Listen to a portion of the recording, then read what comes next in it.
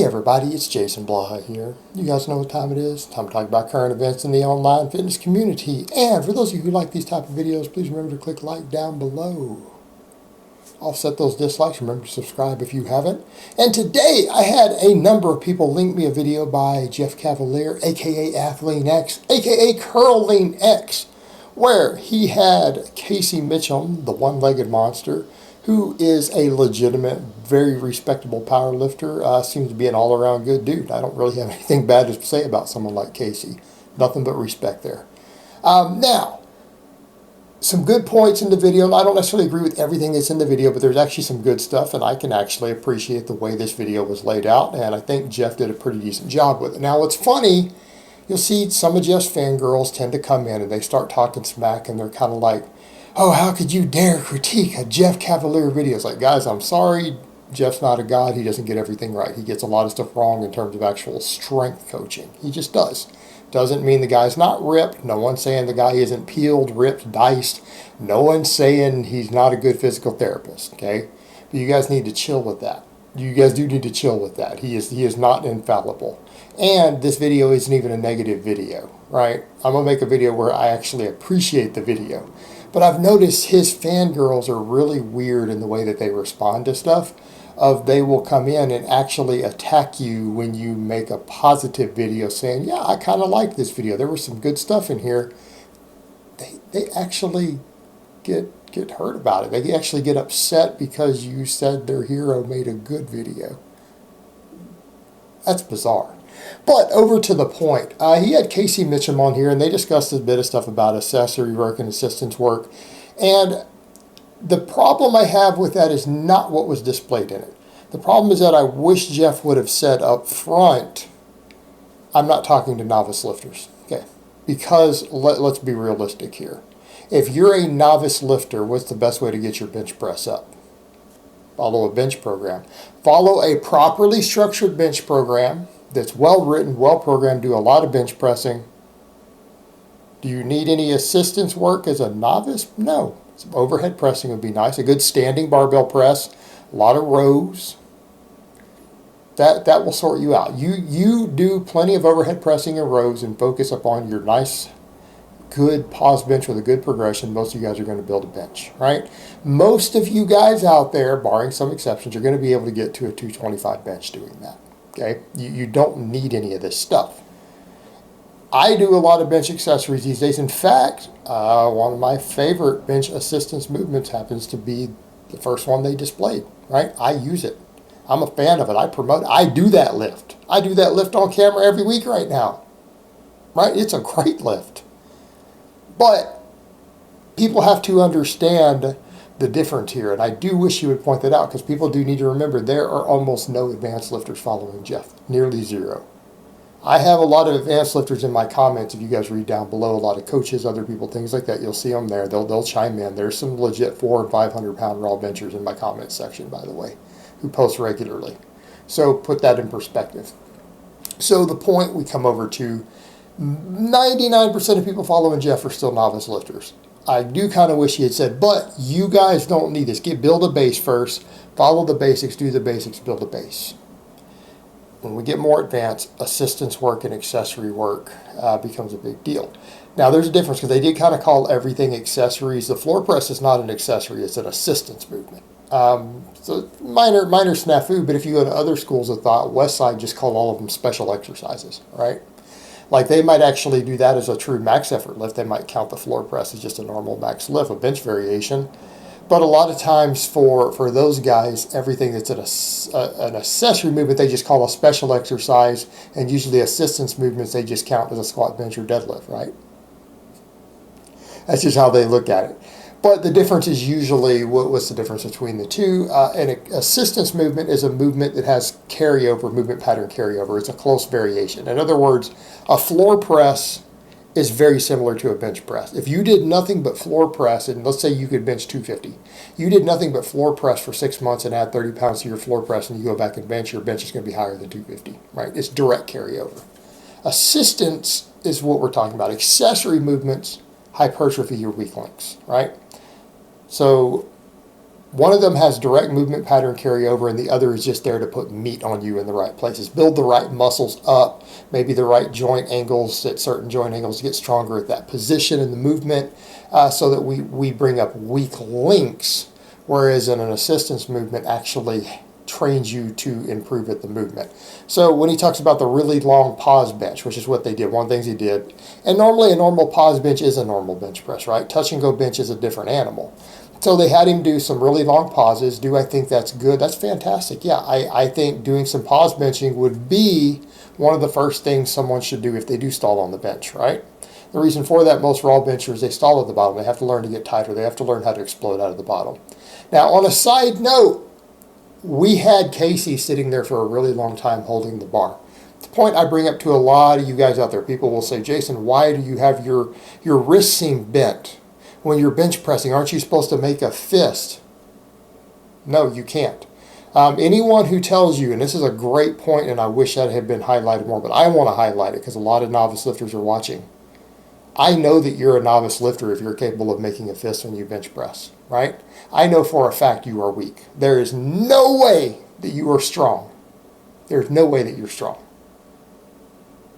So anybody who's telling you to make a fist like you're punching on the bench press, that is a person who can't bench any weight. Because what sort of human being can hold 300 pounds in their hands like that? Casey can't. And he's a real strong dude. He's using a bulldog grip, which is like this. Like the wrists are bent. The weight is still over the wrist bone. Wrists are bent pretty far back on a bulldog grip, right? And I've taught people how to do that, but it's a little side note that I think is great there. And if you look closely at the way he's holding that barbell, his wrists are, but the weight's not back here in his palm, it's down here.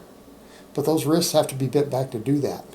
The bulldog grip is fantastic, and usually my clients, when I teach them how to bulldog grip, a lot of them are like, man, my bench went up 10 pounds immediately. Immediately! Right. Because you're getting a more efficient line of pull. You get a better hold on the bar. You've got everything into a better position. You get better leverages, and you can drive through it better.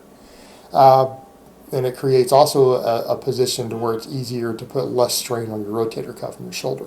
So the bulldog grip is fantastic, fantastic, worth learning. Learn how to do it, guys. But they did the pause benching. I'm going to agree with that. I'm going to look at that and be like, you know what? I would say I'm glad they put long pause benching first. I think that's a great tool. Number 2, they talk about floor pressing. That would be the next thing I would add also. Again, this is good advice. Great advice. Great advice. If you talk about 2 supplemental lifts that are going to bring up a bench that's stalled for someone, pause benching, long pauses like that, floor pressing, absolutely great. We could argue about the merits of the dumbbells versus the barbell all day long. I'd say most people would probably be better sticking with the barbell. Let's come over to the point of assistance and accessory movements. They're specific to the individual person and their weaknesses. In other words, your bench, you might actually do Casey's accessory movements, and if they don't address your personal weak points, your bench may not go up as a result of them. Okay, and people need to remember that.